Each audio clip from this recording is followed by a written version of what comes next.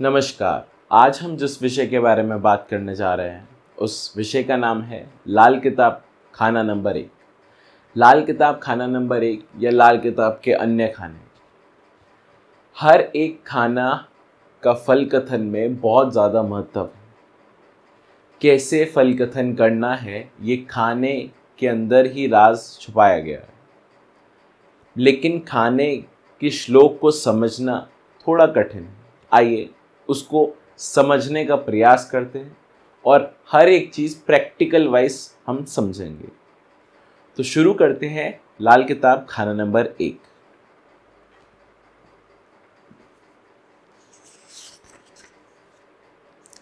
घर पहला है तख्त हजारी, ग्रेफल राजा कुंडली का, ज्योतिष में इसे लगन भी कहते, झगड़ा रूह और माया का। देखिए फर्स्ट हाउस जो है, फर्स्ट हाउस को हम लगन बोलते हैं। फर्स्ट हाउस जो है वो हमारा थ्रोन है। राजगद्दी भी फर्स्ट हाउस है और जो भी प्लैनेट फर्स्ट हाउस में बैठेगा वो हमारा राजा बन जाएगा। फर्स्ट हाउस हिंदी के लिए मैं लिख देता हूं,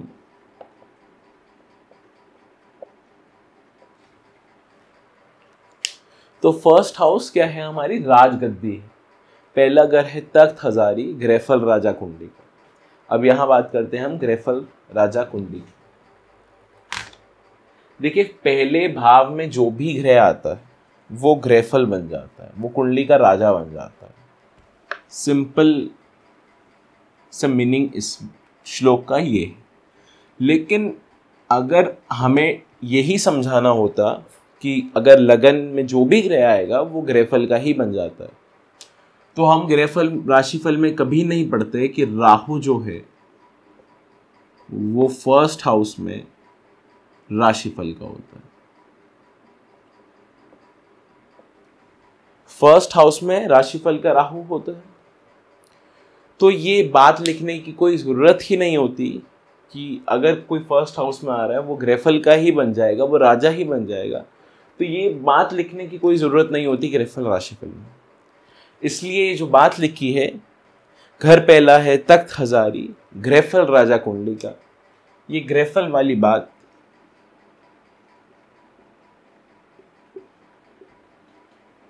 सिर्फ और सिर्फ आपकी वर्षफल कुंडली में अप्लाई हो। ये जो ग्रेफल वाली बात है ये सिर्फ और सिर्फ वर्षफल कुंडली में अप्लाई हो।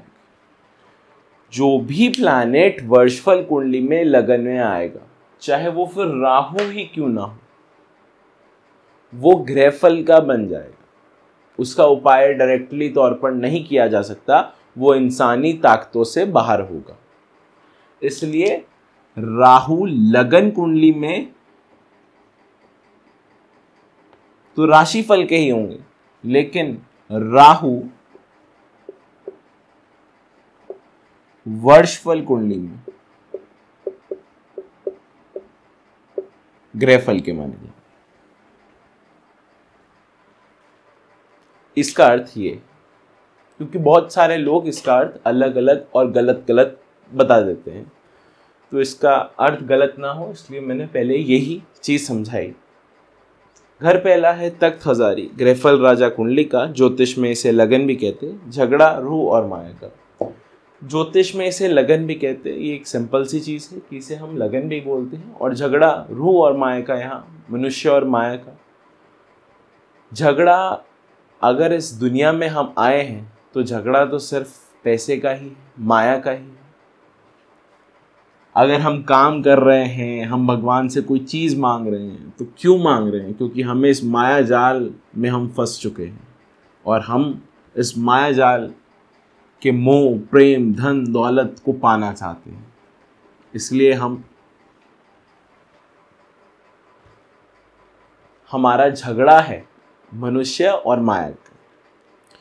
पूरब तरफ पक्का घर सूरज पर उपकार चौन्नी का, वजूद मकान रूह नमक बिगिनते, जमाना हाल कमाई का।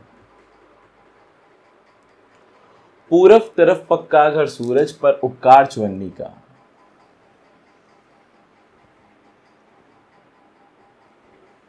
हमारी जन्म कुंडली में ये जो 5th हाउस होता है, हमारी जन्म कुंडली में ये जो 5th हाउस है, ये है सूर्य देव का पक्का घर, और यही है पूरब, ईस्ट। इसी को ही हम पूरब बोलेंगे, इसी को ही पूरब बोलेंगे, और इसी यही पक्का घर है सूर्य का। सूर्य का पक्का घर भी यही है और पूरब भी यही है कुंडली। तो पूरब तरफ पक्का घर सूरज पर उपकार चवन्नी का। अब यहाँ उपकार चवन्नी का इसलिए लिखा है कि 5th हाउस से कोई बहुत हेल्प 1st हाउस को नहीं मिलती। 5th हाउस से कोई बहुत उपकार क्या होता है? उपकार हो गया एक तरह से हेल्प, तो वो कभी 5th हाउस 1st हाउस को नहीं देने वाला। पूरब तरफ पक्का घर सूरज पर उपकार चवन्नी का। हमने जब मदद दृष्टि पढ़ी थी, मदद दृष्टि पढ़ी थी, तो हमने क्या पढ़ा था कि 1st हाउस जो है, 1st हाउस 5th हाउस को मदद देता है, 5th हाउस 9th हाउस को मदद देता है, 9th हाउस 1st हाउस को मदद देता है। हमने बैक एरोज के बारे में नहीं पढ़ा। 5th हाउस जो है, 5th हाउस को मदद कौन देगा? 1st हाउस देगा। 1st हाउस को मदद कौन देगा? 9th हाउस देगा। हमने मदद दृष्टि में ये पढ़ा था कि जिस घर से डॉट होगा उस घर का रिजल्ट एरो वाले घर में जाएगा। सिंपल सी चीज। इसलिए इसका मतलब ये है कि पूरब तरफ पक्का घर सूरज पर उपकार चवन्नी का, मतलब कोई फायदा नहीं है 5th हाउस से 1st हाउस को। वजूद मकान रू नमक बिगिनते जमाना हाल कमाएगा, ये प्लैनेट्स के लिए उनकी चीजें और बाकी बातें कही गई। इसके बाद है चार दीवारी ते के गोशे सिंह मवेशी खड़े हैं जो कि राज ताल्लुकात रंग हो गुड़ के रस्म पुरानी साज सफर की। जो चार दीवारी ते के गोशे सिंह मवेशी खड़े हैं जो कि, तो ये चार दीवारी हमारी कुंडली को रिप्रेजेंट है। ये भी चार दीवारी है, ये भी चार दीवार है, चार दीवारी। और अगर हम कुंडली के अंदर की बात करते हैं, 1st हाउस की बात करते हैं, तो उसके पास भी चार दीवारें, 1 2 3 4। ये एक दीवार हो गई, ये 2 दीवार हो गई, ये 3 दीवार, ये 4 दीवार। तो बाहर भी चार दीवारें, अंदर भी चार दीवारें हैं। तो चार दीवारी से कुंडली और घर दोनों ही बंधे हुए हैं। चार दीवारी तेके गोशे, तेके गोशे मतलब होते हैं कॉर्नर्स, कॉर्नर पोल। चार दीवारी तेके गोशे, चार दीवारी मतलब 4 वॉल्स, हमने बता दिया। तेके गोशे मतलब साइड के पिलर्स। अब यहां भी चार गोशे हैं, चार दीवारी तेके गोशे, 1 2 3 4। यहां भी हमारे पास 4 पिलर्स हैं, यहां हमारे पास 4 पिलर्स हैं। और हर एक घर पे भी 4 पिलर हैं, 1 2 3 4। चार दीवारी तेके कोशे सिंह मवेशी खड़े हैं जो कि, सिंह मवेशी खड़े हैं जो कि मतलब बहुत पक्के जोड़ के साथ खड़े हैं, जो कि आमतौर पर नहीं टूटेंगे और एक दूसरे से अपना फल साझा नहीं करेंगे। ये कभी भी हमारी कुंडली डिस्ट्रॉय नहीं होने वाली, कभी भी ये गिर नहीं सकती। चार दीवारी तेके कोशे सिंह मवेशी खड़े हैं जो कि राज ताल्लुकात रम हो गुड़ के रस्म पुरानी साज सफर की। अब यहां से राज ताल्लुकात भी बोले हैं। राज ताल्लुकात 1st हाउस गुड़ के मतलब यहाँ अर्थ है उसका सूर्य और मंगल। रसम पुरानी सात सवर के मतलब ये जो होगा ये सतयुगी राजा होगा। फर्स्ट हाउस वाला जो भी यहां आता है ये सतयुग का व्यक्ति हो, सत्य बोलने में, सत्य प्रिय। बट राजा पर बहुत सारी चीजें निर्भर हैं, ये याद रखना।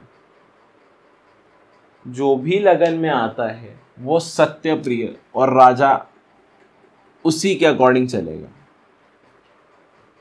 मान लीजिए यहाँ शनि या राहु आता है तो वो व्यक्ति थोड़ा सा चालाक, चतुर, अपने आप को कुछ ज्यादा ओवर, वो इसकी रस्म है, पुरानी रस्म, जो पुरानी रीत चलती आई है इस घर में जो आता है वो उसी प्रभाव से उस व्यक्ति का नेचर एडॉप्ट हो जाएगा। ये इस चीज का अर्थ है।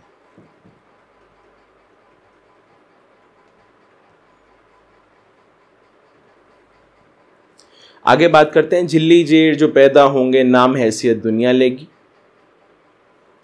झिल्ली जेठ जो पैदा होंगे नाम हैसियत दुनिया लेगी, यहाँ ये माता के पेट और बच्चे की चमड़ी दर्शाई गई।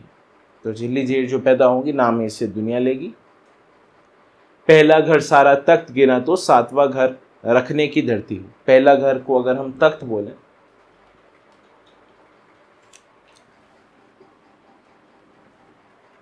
पहला घर को अगर तख्त बोलें तो सातवां घर टेकने की धरती हो, मतलब फर्स्ट हाउस से सेवेंथ हाउस अपोजिट होगा।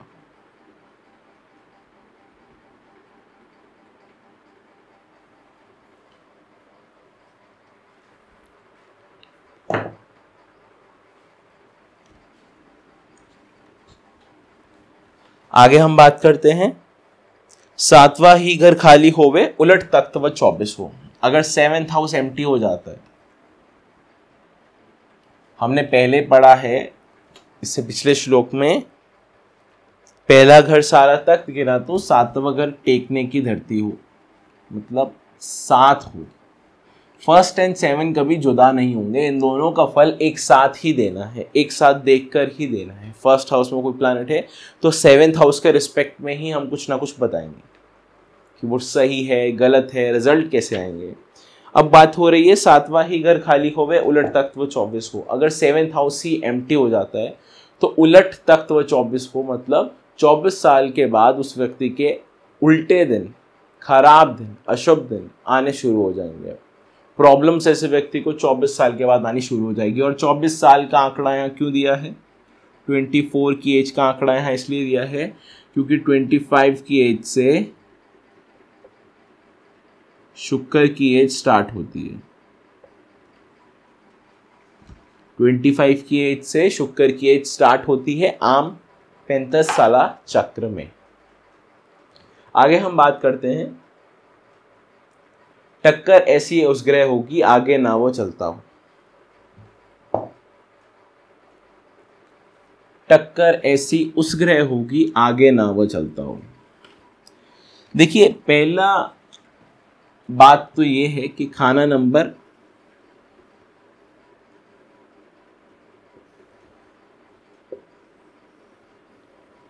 पहली बात तो ये हो गई कि खाना नंबर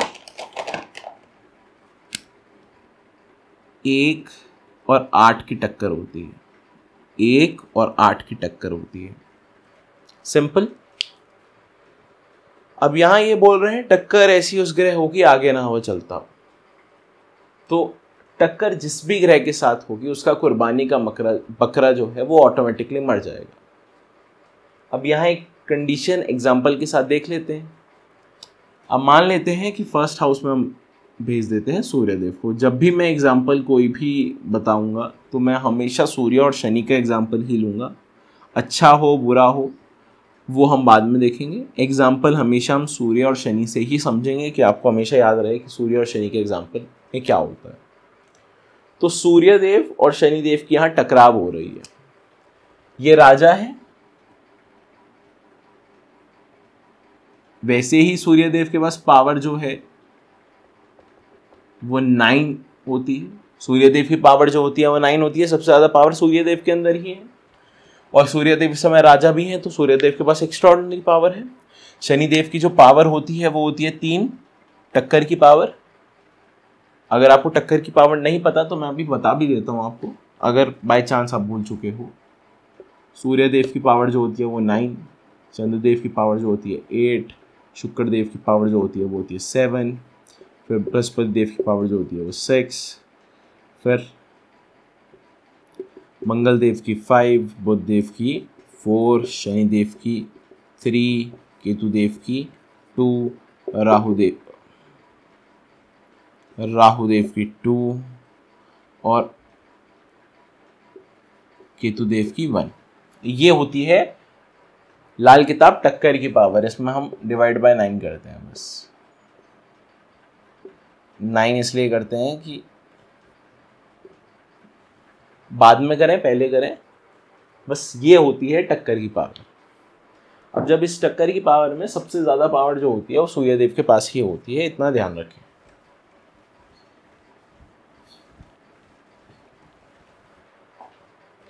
तो अब जब ये जो टक्कर होगी इसमें प्रॉब्लम किसे आएगी? शनि को, क्योंकि सूर्यदेव ही टक्कर मार रहे हैं शनिदेव को। अब देखिए एरो कहाँ से है, यहाँ से, यहाँ का रिजल्ट यहाँ जा रहा है। टक्कर सूर्यदेव शनिदेव को मार रहे हैं। शनिदेव का कुर्बानी का बकरा शुक्रदेव, शनिदेव का कुर्बानी का बकरा शुक्रदेव। तो यहाँ जब ये स्थिति आती है कुंडली में तो हम बोलते हैं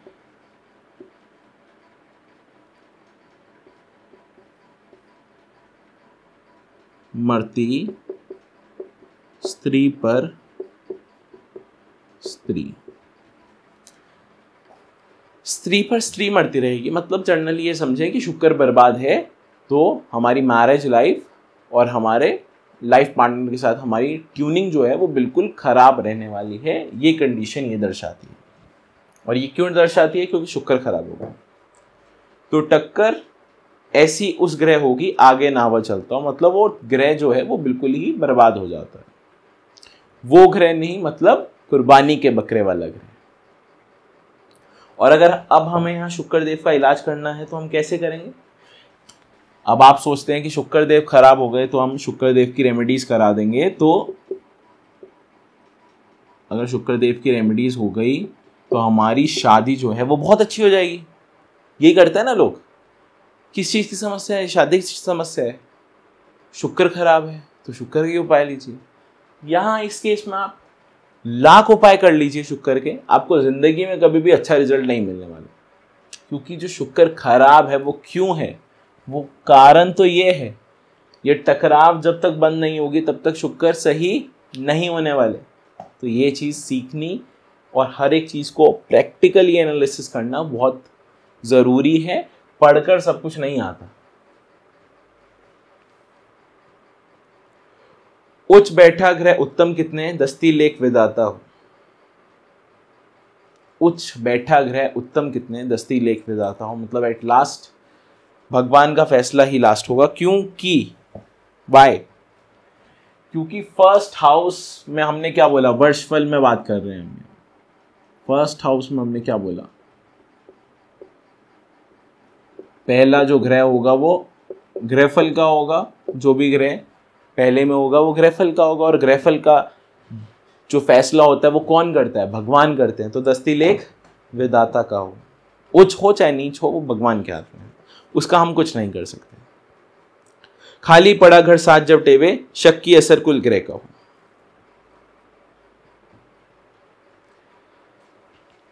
खाना नंबर 7 अगर खाली होता है, खाना नंबर 7 अगर खाली होता है तो पहला घर जो होगा वो हमारा सोया हुआ कहलाएगा।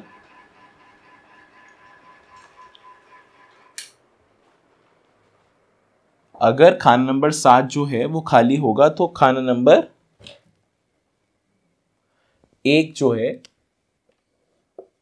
7 अगर एम्प्टी है तो फर्स्ट हाउस हमारा सोया हुआ कहलाएगा।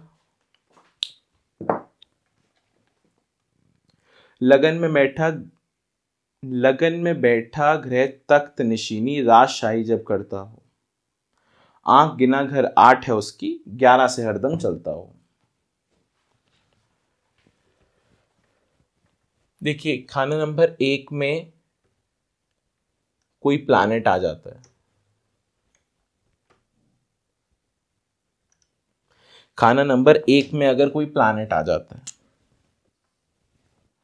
तो खाना नंबर 8 और 11 का मतलब जो हम आंख और पैर से डिनोट करते हैं, खाना नंबर 8 जो है वो हमारी आंख है, आई है, और ये हमारे लेग्स है। तो ये जो चीज है, इस चीज का सिर्फ और सिर्फ इतना महत्व है कि अगर लगन का ग्रह आता है तो 8 और 11 का महत्व बहुत ज्यादा बढ़ जाएगा। अगर लगन में ग्रह नहीं आता है तो 8 और ग्रह का महत्व बहुत ज्यादा नहीं बढ़ेगा। समझते हैं इसे। देखिए खाना नंबर लगन जो है वो खाली है, और खाना नंबर 8 में सूर्य ले लें और खाना नंबर 11 में आप शनि ले लें। बोला है मैंने हम हर एक एग्जाम्पल सूर्य और शनि से ही समझेंगे, और इससे अगर हमें ऐड ऑन करना हो तो हम उसमें ऐड ऑन करेंगे शुक्र को। इन 3 से ही हम जो भी होगा हमारा फैसला लेंगे। तो सबसे पहली बात हमने बोली कि आंख जो है 8 जो है सूर्य शनि, सूर्य की शनि के साथ नहीं बनती, दोनों क्या है, एनिमी है, दोनों के दोनों एक दूसरे के दुश्मन है। तो मेरी आंख जो मुझे दिखाना चाह रही है और मेरे पैर मुझे जहां लेकर जा रहे हैं वो दोनों डेस्टिनेशन एक नहीं है। अब जब दोनों डेस्टिनेशन एक नहीं है तो मैं जिंदगी में अनसक्सेसफुल, लाइफ में प्रॉब्लम्स, ये चीजें बढ़ जाएंगी। सिंपल सा मीनिंग। बट ये जो प्रॉब्लम्स हैं ये अब 50% हो जाएंगी। ये जो प्रॉब्लम्स है अब 50% हो जाएंगी। मतलब 100% भी ऐसा रिजल्ट नहीं बोलेंगे कि जिंदगी में आप कुछ नहीं कर सकते, ऐसा नहीं है। ये प्रॉब्लम्स 50% हो जाएगी। बट अगर हम ये कर देते हैं, लगन में ग्रह आ जाता है, तो इम्पैक्ट बहुत हद तक चेंज हो जाएगा। अब चेंज क्या हो जाएगा? देखिए 8 और 11 की आपस में नहीं बन रही है। 8 और 11 की तो आपस में नहीं बनती है, लेकिन जो फर्स्ट हाउस में प्लैनेट है शुक्र देव, उसकी हमारे पैरों के साथ बनती है, लेकिन सूर्य देव के साथ, आंख के साथ नहीं बनती। तो भी हमें प्रॉब्लम्स आएंगी, लेकिन ये जो प्रॉब्लम्स है ये ज्यादा बड़ी प्रॉब्लम्स है। अगर तीनों में ग्रह हो और तीनों में ग्रह शत्रु आ जाए तो प्रॉब्लम्स बहुत हद तक बढ़ जाएंगी। तीनों में मित्र आ जाए तो बहुत हद तक अच्छी कंडीशन हो जाएगी, और अगर गलती से 2 में अच्छे आ जाए, 1 में बुरा आ जाए, तो कोई 60-70% हमारी चीज़ें खराब होने लग जाएंगी। क्योंकि ये हमारी टक्कर की थ्योरी भी है। ये सेम हमारा टक्कर का कॉन्सेप्ट भी आता है। ये कॉन्सेप्ट अगर गलत आ रहा है और ये चीज़ अगर हमारी गलत आ रही है, क्योंकि ये और ये क्या है, ये जो चीज़ है ये हमारी आ जाती है धोखा। 8th हाउस के लिए 11th हाउस जो होगा वो धोखा होगा। इसलिए जो कॉन्सेप्ट है फुली, ये कॉन्सेप्ट बहुत ही डीप है। जैसे जैसे हम ग्रहों को समझेंगे वैसे वैसे हमें और समझ आएगा। लगन अगर खुद खाली होवे, किस्मत साथ ना आई हो, किस्मत उसकी 7वें बैठी या घर चौथे 10वें हो, मुट्ठी के घर चारों खाली, 3, 5, 9, 11 हो, ये भी घर खाली होवे, 2, 6, 8, 12 हो, घर 12 ही घूम के देखे उच्च कायम या ग्रह का जो, किस्मत का वो मालिक होगा बैठा तख्त पर इसके।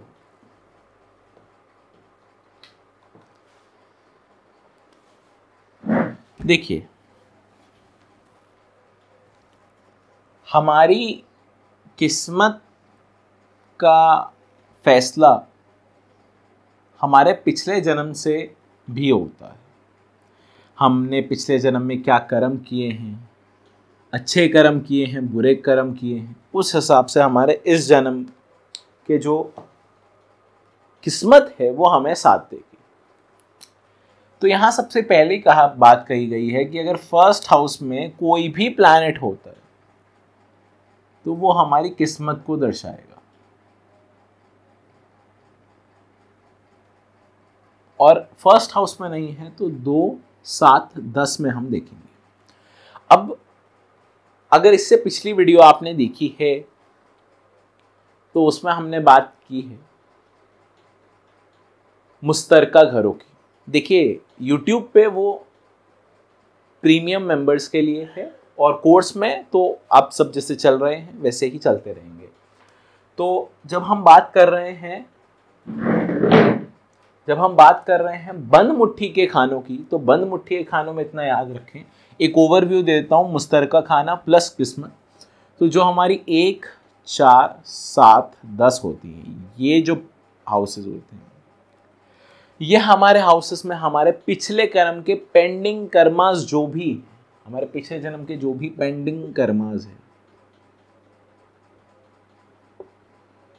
उसका फल हमें डायरेक्टली या इनडायरेक्टली दे देते हैं। सिंपल सी बात।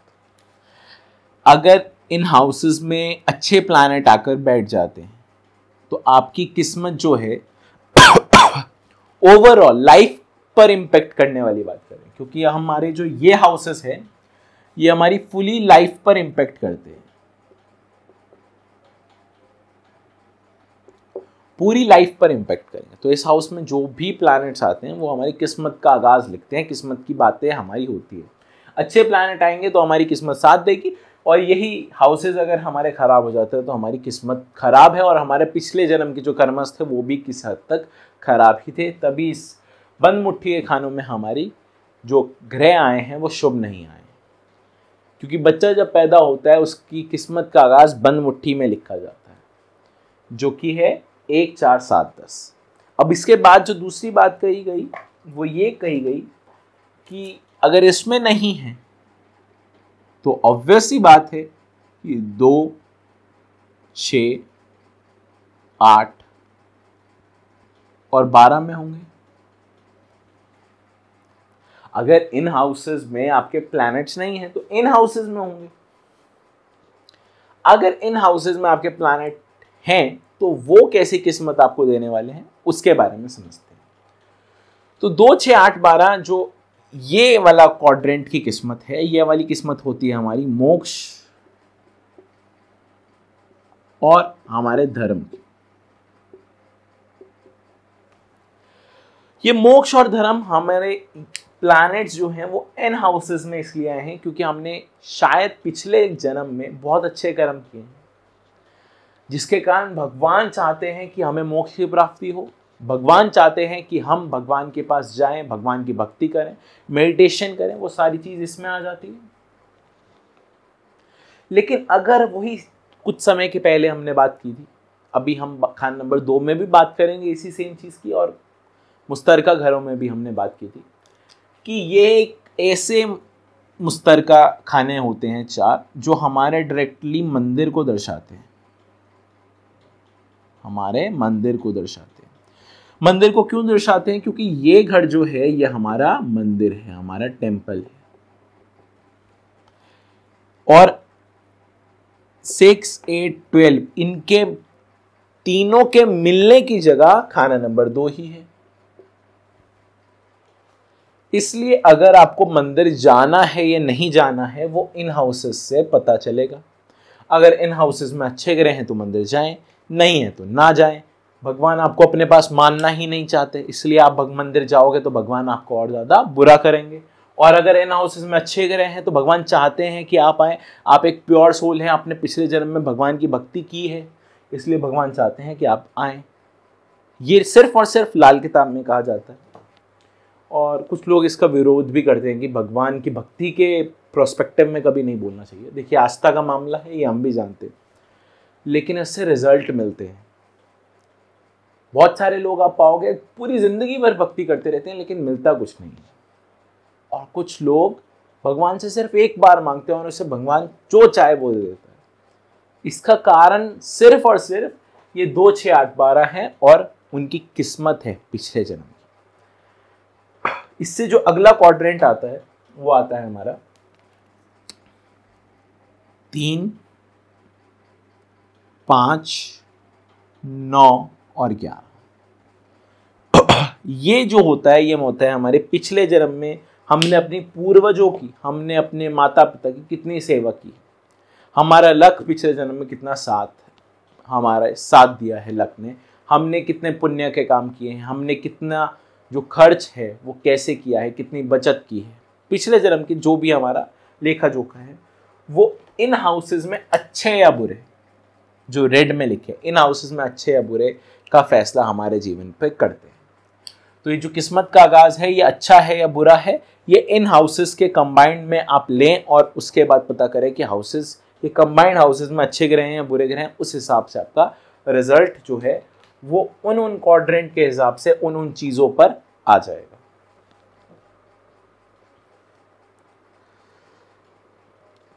घर 12 ही घूम के देखे, उच्च कायम या घर का जो किस्मत का वह मालिक होगा, बैठा तख्त पर इसके हो। जो भी तख्त पर बैठेगा वो मालिक होगा, ये हम बात पहले भी कर चुके हैं। घर पहला जब राज हुकूमत 7 वजीरी होती है, घर पहला जब राज हुकूमत 7 वजीरी होती है, जब पहला घर हमारा राजा होगा तो 7वां घर हमारा वजीर कहलाएगा।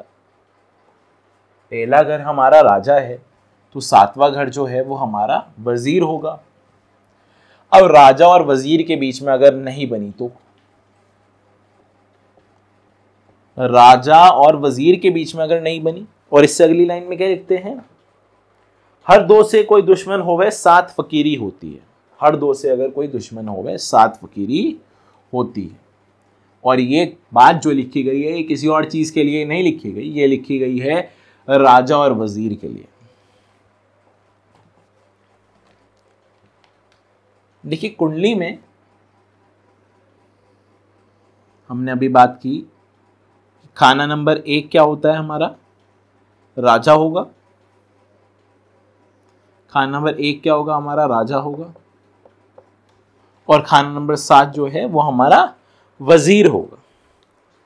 घर पहला जब राज हुकूमत 7 वजीरी होता है, हर दो से कोई दुश्मन होवे 7 फकीरी होता है।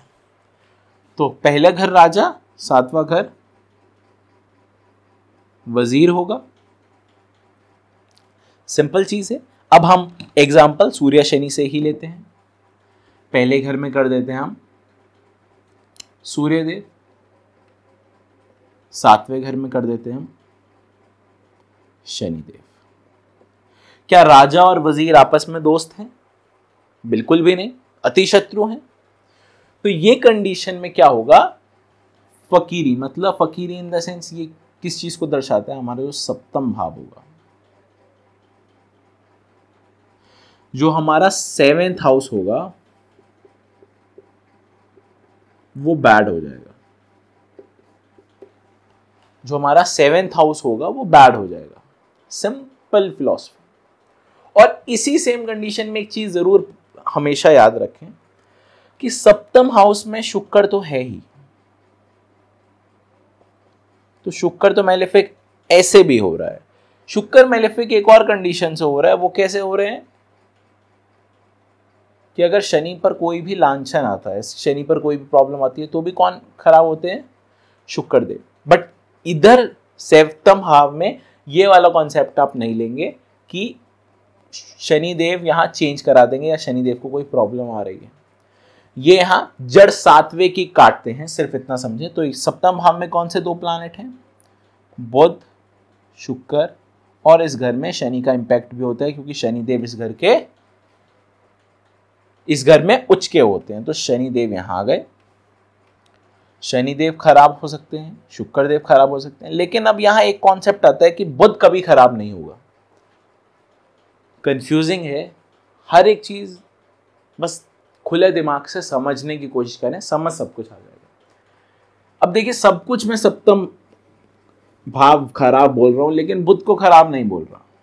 यहां मैं बुध को खराब नहीं बोल रहा। बुध यहां क्या करते हैं, बुध यहां अकाउंट्स है, बुध यहां अकाउंट्स है, बुध यहां बिजनेस है। बुध यहाँ हमारे अगर कुछ वर्क है जहाँ साइट पे जाना है, सिग्नेचर करना है, तो वो सारी चीज़ें उसमें जॉब, प्राइवेट जॉब में भी यहाँ हम डेली वेजेस में आप ले लें, वो सारी चीज़ें ये हाउस में बहुत दर्शा देता है। ये जो जॉब है ये वो जॉब नहीं है जो 9 to 5 की है, मतलब जिसमें मंथ एंड पर सैलरी मिलेगी। ये वो जॉब है जिसमें आपको डेली वेजेस पे सैलरी मिलेगी। ये सारी चीज़ें बुध के अंडर आती है। इन चीज़ों से रिलेटेड मैं बोल रहा हूँ कि मंदा असर आपको नहीं मिलेगा, इन चीज़ों से मंदा असर नहीं मिलेगा। क्यों नहीं मिलेगा?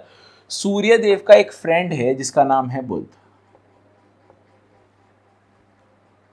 इस कारण बुध पे बहुत बुरा इम्पैक्ट नहीं होता है, बस इतना याद रखें। इसलिए बुध पे नेगेटिव इम्पैक्ट नहीं होगा, बाकी शुक्र और शनि पे दोनों पे ही नेगेटिव इम्पैक्ट होगा। अब आते हैं हम इसके वाइस वर्सा कंडीशन में कि मान लीजिए शनि लगन में है और सूर्य सप्तम भाव में है। शनि लगन में कर देते हैं और सूर्य सप्तम भाव में कर देते हैं, क्योंकि हम हर एक पॉसिबल कंडीशंस पढ़ना चाहते हैं और क्या क्या रिजल्ट हो सकते हैं वो सारी चीज़ें देखना चाहते हैं। तो शनि लगन में है और सूर्यदेव सप्तम भाव में, शनि लगन में है और सूर्यदेव सप्तम भाव में।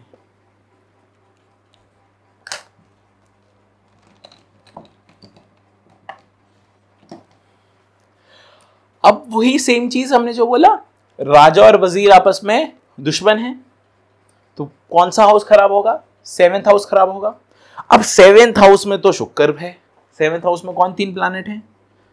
बुध है, शुक्र है और कौन है? सूर्य है। ये 3 प्लैनेट्स हैं हमारे पास। ये 3 प्लैनेट्स हमारे पास इसी हाउस में आते हैं। अब इन 3 प्लैनेट्स में सेफ एंड पे कौन चले गए? इन 3 प्लैनेट्स में सेफ एंड में सबसे पहले कौन चले गए? शुक्र। शुक्र बोलेगा मैं तो शनि का मित्र हूं, मुझे तो कोई चोट नहीं आ सकती। तो इस स्थिति में आपकी शादी तो बच गई, आपकी शादी तो सेफ हो गई। इस कंडीशन में शादी तो बच गई, शादी नहीं जा रही है। अब इस कंडीशन में खराब कौन होगा? इस कंडीशन में खराब कौन होगा? सबसे पहली बात ये भी जरूर याद रखें, यहां शनि भी 3 गुना मंदा है। 3 गुना मंदा है यहां शनि। तो अगर कुछ बिजनेस में प्रॉब्लम आती है, किसी और चीज में प्रॉब्लम आती है, तो वो सारी चीजें शनि के कारण भी आएगी, क्योंकि शनि लगन में भी खराब है।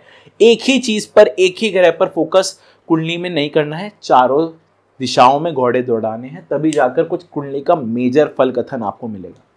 तो शादी तो सेफ हो गई, वो मैंने बता दिया क्यों हो गई, कि शुक्र देव पे कोई भी नेगेटिव इंपैक्ट नहीं आ रहा है और शनि देव बिल्कुल सेफ एंड है। तो शनि देव शुक्र देव को कभी कोई आंच नहीं देने वाले, कोई चोट नहीं पहुंचाने वाले। तो शादी हमारी सेफ हो गई। अब प्रॉब्लम किस किस चीज में आ रही है? सूर्यदेव में। तो सूर्यदेव कौन है? हमारे पिता है, पिता। अब इसकी एक्सट्रीम कंडीशन क्या है? पिता की बहुत जल्दी मृत्यु हो जाए। बट ये एक सिर्फ इतनी सी चीज से मत बोल देना, उसकी बहुत सारी चीजें आगे हैं जो कि हम आगे भी पढ़ेंगे जब हम योग चर्चा पे बात करेंगे लाल किताब की। अभी के लिए इतना समझें कि अगर ये कंडीशन होती है तो फादर पर प्रॉब्लम्स आती है। मृत्यु एक बहुत बड़ी चीज हो गई, वो बोलना अभी के लिए आपको ठीक नहीं होगा, क्योंकि आधा अधूरा ज्ञान इतनी जल्दी हानिकारक होता है। तो ये पिता पे प्रॉब्लम है, बिजनेस में प्रॉब्लम आएगी, पिता में, बिजनेस में,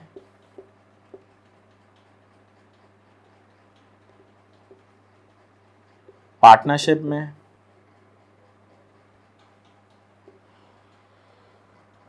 ये सारी चीजों में प्रॉब्लम्स आ जाएगी। ये सारी चीजों में प्रॉब्लम आ जाएगी। अब यहां मैंने अगेन बोला है, कुर्बानी का बकरे का कॉन्सेप्ट यहां नहीं चलता, ये याद रखें, क्योंकि कुर्बानी के बकरे का अगर कॉन्सेप्ट यहां चलता तो यहां सबसे पहले जो चीज खराब होती वो होती केतु। पिता नहीं, केतु मेल चाइल्ड होता। इस चीज का ध्यान रखें।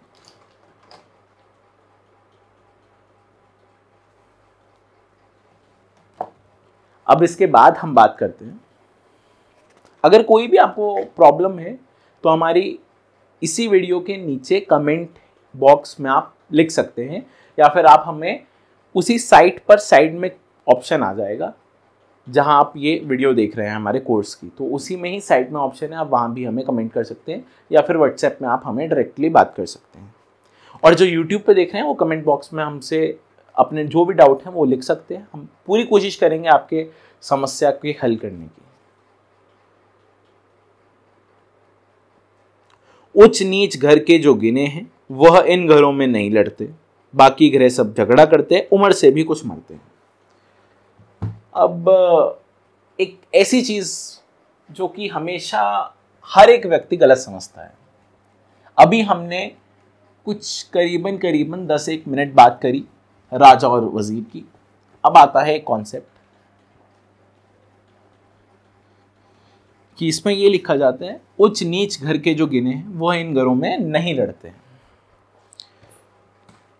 तो कुछ लोग यार ये समझ लेते हैं, और बहुत सारे लोग इसका यही मतलब निकालते हैं, बहुत बड़े बड़े एस्ट्रोलॉजर्स भी इसका यही मतलब निकालते हैं, जो कि बिल्कुल भी सही नहीं है। कि देखिए उच्च और नीच, इस घर के उच्च कौन है? सूर्यदेव। और इस घर के नीच कौन है? शनिदेव। इस घर के नीच कौन है? सूर्यदेव। इस घर के उच्च कौन है? शनिदेव। तो ये उच्च नीच की थ्योरी में कई लोग इसे डाल देते हैं कि ये उच्च और नीच की थ्योरी है और ये अब दोनों यहाँ नहीं लड़ेंगे, या शनि लगन में डाल दीजिए, सूर्य सप्तम में डाल दीजिए, अब ये दोनों यहाँ नहीं लड़ेंगे। ये थ्योरी बिल्कुल गलत है, ये चीज याद रखें। ये जो उच्च और नीच लिखा है ये उच्च और नीच की ही बात करी है, उच्च और नीच की कभी बात नहीं की है। ये दोनों यहाँ उच्च हैं, दोनों ही उच्च हैं। अगर मैं सूर्यदेव को यहाँ कर देता हूँ तो सूर्यदेव यहाँ नीच हैं और यहाँ शनिदेव नीच हो गए, तो ये नीच हो गया, उच्च नीच की थ्योरी नहीं बनी। ये जरूर याद रखें। अगर कोई एक ग्रह उच्च है और एक ग्रह नीच है, और वो अगर कभी भी इन हाउसेस में आ जाते हैं, डायगोनली या हॉरिजॉन्टली अगर आ जाते हैं, तो हमेशा याद रखें कि वो हमेशा एनिमीज ही हैं, वो हमेशा दुश्मनी ही करेंगे, हमेशा। आगे हम बात करते हैं तो तख्त पर बैठा नरग्रह राजा, दूसरे से वह स्त्री है, ले दे इसकी औरत टेवे, सातवें इसकी औरत बेटी, बुध शुक्र दो बैठे। ज्यादा एक से घर पहले में नरग्रह स्त्री होते हैं, 2 से ज्यादा घर सातवें में स्त्री ग्रह नर होते हैं। देखिए 7वें घर में आते हैं शुक्र और बुध, मतलब हमारी औरत और बेटी। ये चीज समझ आ जानी चाहिए क्यों बोला है। दूसरी बात इन्होंने बोली है कि तख्त पर बैठा नरग्रह राजा, दूसरे से वह स्त्री है। तख्त पर बैठा नरग्रह राजा, तख्त पर बैठा नरग्रह राजा, दूसरे से वह स्त्री है, मतलब 7वां घर जो है ये स्त्री का है और पहला घर जो है ये नर का है। तख्त पर बैठा नरग्रह राजा, दूसरे से वह स्त्री है। तो जो भी किसी और कंपैरेटिवली नरग्रह से हम जब कंपेयर करेंगे इस ग्रह को, तो ये ग्रह दूसरे से वह स्त्री बन जाएगा। ये नर ग्रह स्त्री ग्रह ये फल कथन में बहुत काम आएंगे, और ये अभी नर ग्रह स्त्री ग्रह क्या होते हैं ये अभी तक मैंने नहीं बताया है। तो अभी मैं अगर कुछ भी यहाँ नर ग्रह स्त्री ग्रह की स्टोरी या कुछ भी कॉन्सेप्ट समझाता हूँ तो वो सारी चीज़ें आपके ऊपर से निकल जाएगी, इसलिए अभी हम इसे छोड़ देते हैं। ये नर ग्रह स्त्री ग्रह का क्या कॉन्सेप्ट है ये हम बाद में बताएंगे। फल कथन में मेजर है कि जैसे मान लीजिए मैं कुछ हिंट दे देता हूँ, जैसे गुरु है, मंगल है और सूर्य है, ये तीनों नर ग्रह हैं, और स्त्री ग्रह कौन है? चंद्र और शुक्र, ये दोनों स्त्री ग्रह हैं। अब जब स्त्री ग्रह नर ग्रह बन जाएगी, ये लाल किताब के कॉन्सेप्ट हैं, जब स्त्री ग्रह नर ग्रह बन जाएगी या नर ग्रह जब स्त्री ग्रह बन जाएंगे तो उनके रिजल्ट चेंज हो जाएंगे और उनको पहचान जो है वो एक अलग ग्रह की मिल जाएगी। उनको ट्रीट भी हमें एज डिफरेंट प्लैनेट और उनके जो रिजल्ट होंगे वो भी डिफरेंट हो जाएंगे। तो ये नर ग्रह स्त्री ग्रह का कॉन्सेप्ट जब हम आगे पढ़ेंगे तब इसको ज़रूर हम क्लियर करेंगे। अभी के लिए इसे छोड़ दें, क्योंकि अभी के लिए ये समझाना थोड़ा सा, फल कथन में समझाना ईजी हो जाएगा, अभी के लिए समझाना थोड़ा सा कठिन हो जाएगा और आपके लिए समझना थोड़ा सा कठिन हो जाएगा।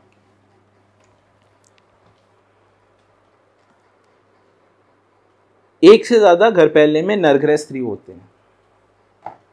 अगर पहले घर में मोर देन वन प्लैनेट है तो वो मेल प्लैनेट भी फीमेल हो जाएंगे। और अगर 7th हाउस में मोर देन 2 प्लैनेट्स हैं, मोर देन 2 प्लैनेट्स, तो फीमेल प्लैनेट मेल हो जाएंगे। अब ये क्या होता है, ये एक शक के आधार पे इनकी उपाय रेमेडीज की जाती है। ग्रहफल का ग्रह हो जाएगा, वो राशिफल का हो जाएगा, ये हम आने वाले समय में बात करेंगे। फल कथम और रेमेडीज में ये चीजें काम आएगी। तो अभी सिर्फ इतना याद कर लें कि एक से ज़्यादा ग्रह अगर पहले में होते हैं, एक से ज़्यादा प्लैनेट्स होते हैं, तो वो मेल प्लैनेट्स भी फीमेल होते हैं, और 7th में 2 से ज़्यादा होते हैं तो वो फीमेल प्लैनेट्स भी मेल होते हैं। ये चीज़ कहाँ काम आएगी ये मैं बता देता हूँ। रेमेडीज़ और फलकथन दोनों में काम आएगी। कैसे काम आएगी अभी मैंने 2 मिनट पहले हल्का सा एंड दिया है, पूरा मैं विश्लेषण कुछ समय के बाद दूंगा। 3 ही हो, गिनती 4 की होती है, अकेला पहला बहुत हो साथ में ग्रहफल राशि होती है। अकेला पहला बहुत हो साथ में ग्रहफल राशि होती है। ये नरग्रह स्त्री ग्रह का कॉन्सेप्ट में भी है, और ये ऐसे भी समझा दिया है कि अकेला बैठा,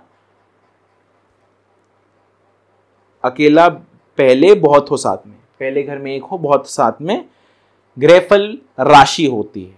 ये हम रेमेडीज में काम आएगी ग्रहफल राशि। याद रखें, हर एक चीज मैं बताऊंगा, आप टेंशन मत लें। उलट अगर हो टेवे बैठा जड़ सात्विक की काटते हैं। अगर ये कंडीशन को विपरीत कर देते हैं, पूरा श्लोक पढ़ लेते हैं। रवि शनि मंगल टेवे कहीं भी इसके बैठे हो, फल वैसा ही उस टेवे में घर पहले का होता। अभी हमने बात की कि ये कंडीशन तो हमने पढ़ ली है, और हमने एक और कंडीशन पढ़ी कि एक पहले घर में अगर एक ग्रह हो, 7वें घर में बहुत सारे प्लैनेट्स हों, तो ग्रहफल राशि होती है। रेमेडीज में ये चीज काम आती है। बट अगर हमारे फर्स्ट हाउस में मोर देन 2 प्लैनेट्स हैं, मोर देन,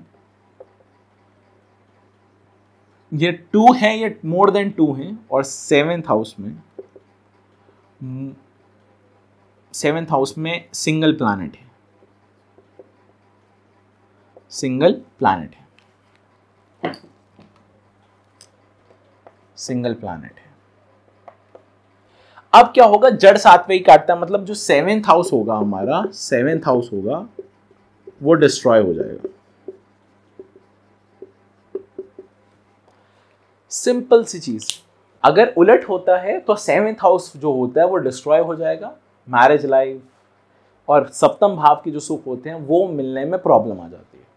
और रवि शनि और मंगल टेवे कहीं भी इसके बैठे हों, फल वैसा ही घर पहले का उस टेवे में होता।